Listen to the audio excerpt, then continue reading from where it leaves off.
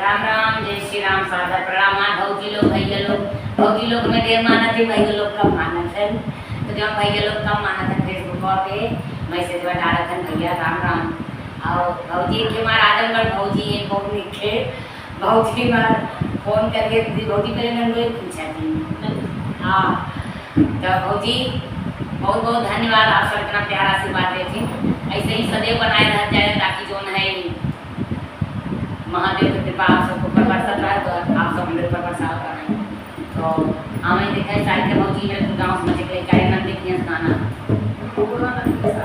बुढ़वानंद एक साथ ले कर रही चला दुबरे झोपड़िया बनाई बहो भोला के